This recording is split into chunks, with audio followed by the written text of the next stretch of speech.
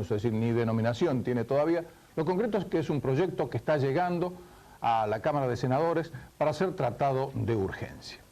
Y les voy a pedir primero una reflexión sobre el momento que está viviendo el país. Primero, Daniel, por favor.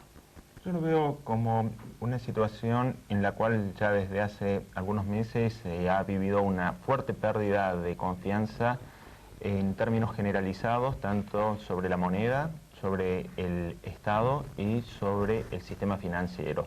Y dentro de ese contexto daría la sensación que los problemas políticos son de repente mucho más fuertes que los problemas económicos que estamos viviendo hoy en día. Héctor. Bueno, sí, coincido con Daniel en el sentido de que esta es una crisis sistémica que abarca a todos los estamentos de la vida argentina y que su raíz, su etiología es de orden político, pero no solamente de lo que es la política partidaria en sí, sino de lo que hace al andamiaje de toda la estructura de poder dentro de la Argentina, lo cual le da una característica muy especial y dramática a esta crisis, en donde si las soluciones van a intentar buscarse con medidas aisladas que apunten a solucionar determinados problemas puntuales, indudablemente que los resultados no van a ser positivos. En esto usted me está diciendo que coincide con la opinión generalizada que hablar de un plan ni por las tapas por el momento, se siguen poniendo parches, es decir, es como si, esta es mi opinión personal, es como si estuvieran corriendo detrás de los acontecimientos. Sí, yo creo que esa es un poco la figura y acá lo que habría que tomar es distancia de los hechos coyunturales para poder elaborar una agenda que no es muy abundante, son 6 o 7 puntos básicos de consenso sobre los cuales se debe girar, y el primero de ellos debe ser una definición muy contundente de Argentina de qué tipo de país pretende ser, hacia dónde pretende ir. Es decir, es una discusión de hace 50 años. Si es un país de Occidente y por lo tanto dentro del mundo capitalista, o estamos pensando en algún otro experimento. Vayamos a lo concreto, a lo coyuntural. ¿Había otra salida al plan bonos? Tal vez Argentina ha ensayado una gran cantidad de intentos para poder aliviar, salir o profundizar el corralito, y para alguna persona tal vez desprevenida podría darle la sensación que ese es el gran problema que tiene la Argentina en este momento. Para mucha gente seguramente lo es, no queda la más mínima duda, pero no es el eje central de las grandes complicaciones que vive nuestro país. Remes Lenicom dice que es el problemón que tiene el gobierno, el corralito. Es uno de los grandes problemas que tiene el gobierno, en ese sentido tienen razón, no es el único gran problema que tiene por delante para enfrentarle una solución, para ir a buscar una solución. Me da la sensación que había otras alternativas. El primer corralito que establece Cavallo en diciembre del año pasado permitía que la gente pudiese seguir disponiendo de su dinero. En este momento la gente no puede disponer de su dinero, la gente no sabe en qué moneda lo va a recuperar, no sabe de qué manera lo puede utilizar.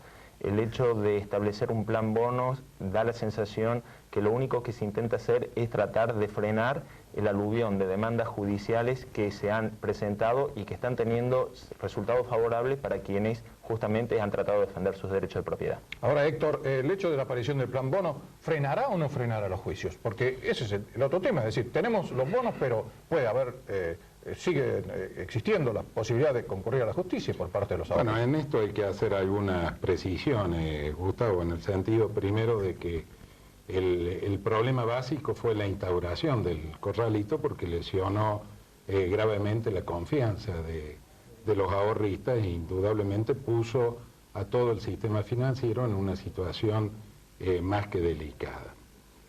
Y también más que delicado en lo que hace a los derechos de propiedad de los individuos. Pero a partir de allí, producido el hecho, creo que hay que salir lo más rápidamente posible del corralito, pero la salida del corralito debe procurar, en primer término, respetar en el mayor grado posible los derechos de los ahorristas en forma equitativa y pareja.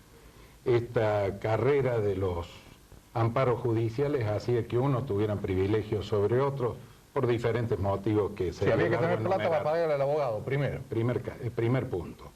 Luego había que tener la posibilidad de acceder a un profesional lo suficientemente ágil y rápido para que resolviera el tema. Pero esa no es la cuestión.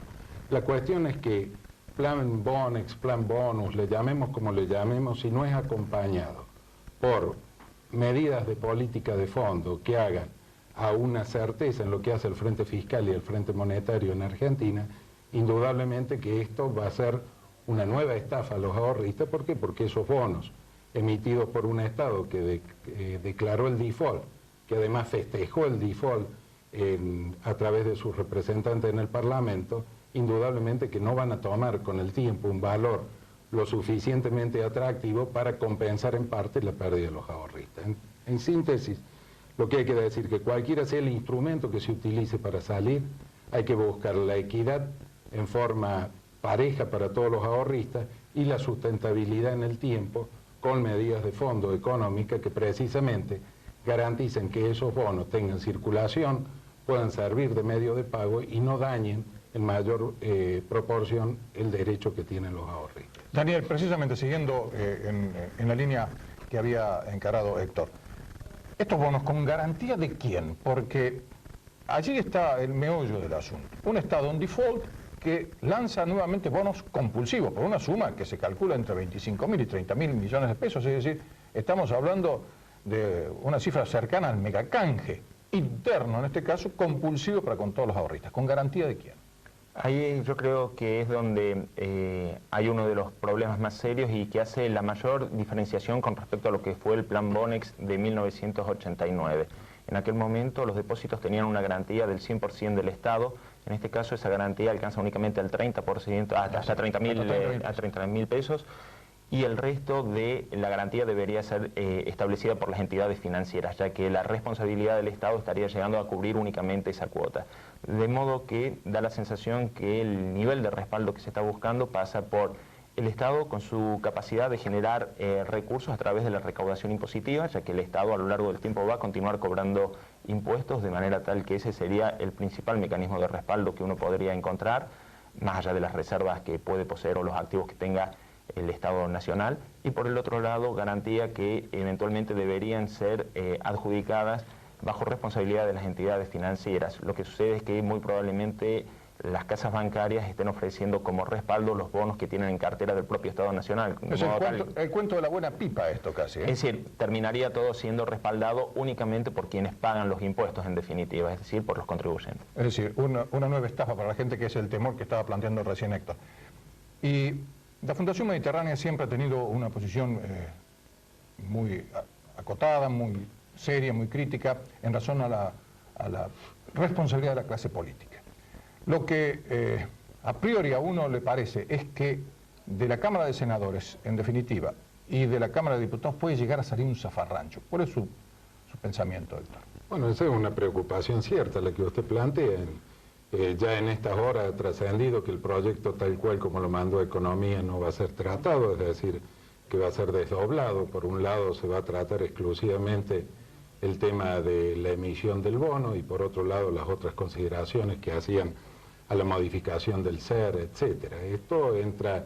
Perdón, Héctor, pero además, junto a todo esto, hay otra ley que acompaña este proyecto, que es la modificación de la Ley de Entidades Financieras, nada más y nada menos. Es decir, todo junto, en un solo paquete, y quieren que lo aprueben en horas. Bueno, eso precisamente ha sido la disputa hoy del Ejecutivo con el Legislativo, que como le digo, los últimos trascendidos de prensa que se están dando a conocer hablan de un desdoblamiento de esta ley ómnibus que se había enviado, en donde hay un capítulo indudablemente de mucha trascendencia para el futuro del país, que hace al tratamiento de la banca pública y cómo va a quedar estructurado este proyecto de Banco Federal, y que en el caso de Córdoba tiene una particular importancia, dado que prevería una invitación. El proyecto está con letras grandes, invitando a los bancos de las provincias, a un banco como la provincia de Córdoba, que también tiene problemas realmente estructurales muy serios, problemas financieros, problemas de capital, incluso tiene deudas con el Banco Central de la República Argentina. Ingresar de golpe este banco a ese Banco Federal son todas las dudas que se plantean, y por eso hablo de zafarrancho. Sí, indudablemente hemos vivido, y para dar un ejemplo muy típico, lo que fue la reforma previsional, cómo entró a al Congreso Nacional y qué es lo que salió después, y que es parte también de los problemas que luego vivió Argentina. Entonces, esta preocupación la compartimos todos. Daniel, ¿es imprescindible acordar con el fondo incluso dentro de este panorama o está esperando el fondo, y por eso se dice que va a ser recién a fines de mayo un probable acuerdo, está esperando a ver qué es lo que sucede? Las autoridades del Fondo Monetario Internacional creo que han sido suficientemente claras. Sin un plan económico sustentable, seguramente no van a brindar ningún tipo de apoyatura. Eso en primer lugar. Y en segundo lugar, que muy probablemente el grado de apoyo del Fondo Monetario Internacional sea para rehabilitar a la Argentina en el concierto internacional, es decir, permitir a través de un movimiento contable hacer como que Argentina se pone al día en el pago de sus cuotas a través de un nuevo préstamo que sería otorgado por este organismo financiero, pero no implicaría fondos frescos a menos que Argentina vaya cumpliendo ciertas metas o ciertas pautas. Es decir, a medida que Argentina vaya dando un paso, va a ir recibiendo los alimentos necesarios como para poder dar el siguiente, pero no más allá de eso. Es decir, ya el Fondo Monetario Internacional muchas veces se hizo el tonto, hizo la vista gorda con respecto a la sucesiva incumplimiento de metas que había acordado Argentina con el fondo. En este momento ya no está dispuesto a hacerlo más. ¿Los 3.000 millones que se dicen inicialmente daría el fondo son suficientes, Héctor?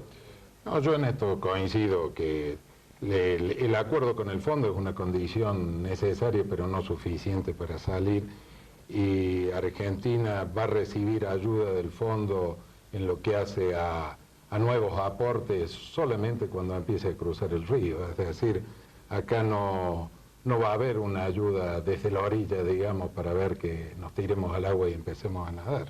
Argentina tiene que definir un plan sustentable, tiene que ponerlo en marcha, tiene que producir los consensos políticos y sectoriales elementales para reconstituir la institucionalidad jurídica y económica del país para realmente ser creíble, porque además de lo que señalaba bien Daniel, hay que advertir que tanto la política del Tesoro de los Estados Unidos como la del propio Fondo Monetario Internacional es muy distinta a la época de Candezius y de Clinton. Yo diría que son opuestas.